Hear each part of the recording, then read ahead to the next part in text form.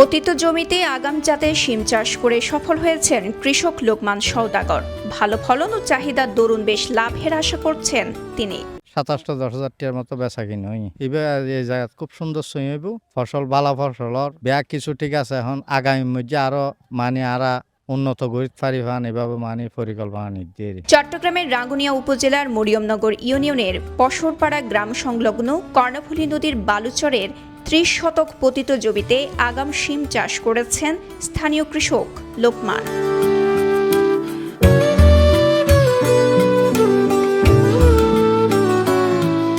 মৌসুমের প্রথম সপ্তাহে শিম বিক্রি করে 10,000 টাকা আয় করেছেন তিনি।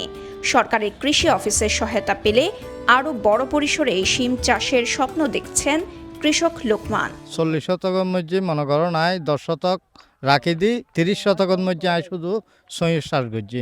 হ্যাঁ, আগামসই করছি, আগামসই কিন্তু খুব ভালো ফলন। এখন সইও সুন্দর যদি আগামী মধ্যে কৃষি অফিসাররা যদি আর কিছু সাহায্য সহযোগিতা করে তাহলে আরো বিকল্প পরিকল্পনা নিয়ে আরো উন্নত করতে পারিবান।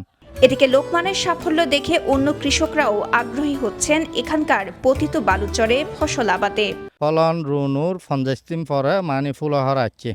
হ্যাঁ, 50 দিন ফরতুন ফুলহরা আইনুর ফরতুন 1.5 মাস ফরতুন সিম বেচা কিনে দিচ্ছি। শুধু আইন এন্ডে কৃষক আরো 2-4 জন আছে, তারাও পরিকল্পনা নিয়ে আতুন দেখিয়ে।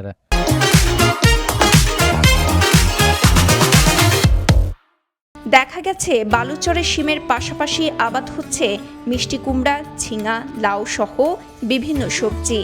এতে নদীর তীরবর্তী বালুচরে অতীতে চাষাবাদ না করলেও বর্তমানে স্থানীয় কৃষকরা এই স্থানে চাষাবাদে উদ্বুদ্ধ হচ্ছেন। এদিকে রাঙ্গুনিয়া উপজেলা কৃষি অফিসের উপসহকারী কৃষি কর্মকর্তা উত্তম কুমার শীল জানান, এখানকার কর্ণফুলী নদী তীরের বালুচরের পতিত জমিতে চাষাবাদ করতে কৃষকদের খাজনা দিতে হয় না। এতে ফসল আবাদ করে কৃষকরা বেশ লাভবান হচ্ছেন। আমাদের এখানে যে পতিত চরটি ছিল, এই চরটিতে একসময় পতিতে থাকতো। তো আমরা কৃষকদেরকে পরামর্শ প্রদান করেছি যাতে আগাম শিম চাষ করেন। তো কৃষক লোকমান সহ বেশ কয়েকজন কৃষক এখানে আগাম শিম চাষ করেছেন, খুব লাভবান হচ্ছেন। কারণ এখানকার যারা ছোট ছোট কৃষক আছেন তাদের জন্য এই পতিত চরটিতে চাষাবাদ করা খুবই সহজ, কারণ এটাতে কোনো জমির খাজনা দিতে হচ্ছে না এবং পতিত জমি আমরা ব্যবহার করতে পারছি কৃষিতে।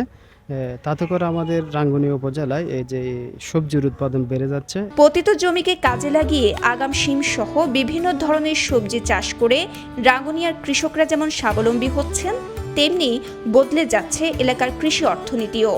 সঠিক পরিকল্পনা ও কৃষি অফিসের সহায়তায় বদলে যেতে পারে এখানকার কৃষকদের ভাগ্য। রাঙ্গুনিয়া থেকে জাহিদ হাসান তালুকদারের পাঠানো তথ্যচিত্রে সাফা মারওয়া, কালের কণ্ঠ।